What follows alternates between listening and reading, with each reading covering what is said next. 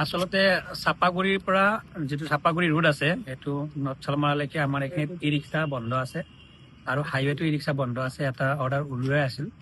গতিকে ই ৰিক্সাবিলাকে সেই আগতে কেইদিনমান মানি চলিছিল, এতিয়া পুনৰ আকৌ তেওঁলোকে চলাচল আৰম্ভ হৈছে।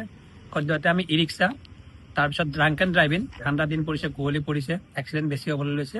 গতিকে আমি যিমান পাৰোঁ এক্সিডেণ্ট কমাবৰ কাৰণে ড্ৰাংক এণ্ড ড্ৰাইভিঙৰ ওপৰত ড্ৰাইভ এটা চলিছে। আমাৰ এইটো জইণ্ট ড্ৰাইভ চলি আছে।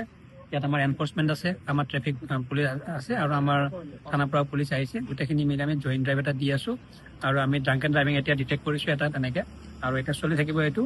আৰু এইটো একেবাৰে ঠাণ্ডা দিনকেইটা কমপ্লিট চলিয়ে থাকিব, যাতে আমাৰ এক্সিডেণ্ট কমি যায়, কাৰণে চলি আছে। সমগ্ৰ ইংৰাজী নৱবৰ্ষত কেনেকুৱাভাৱে আপোনালোকে এই দিনকেইটাত কেনেকুৱাভাৱে অভিযান চলাব মানে?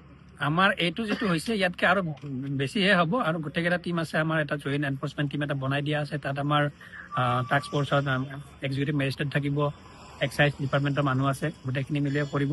গতিকে আমি এইটো যেনেকৈ আজি দেখিছে আপুনি, এইটো কণ্টিনিউ থাকিব, সেইখিনি সদায় থাকিব। দেখাব আগে কি আহিছে।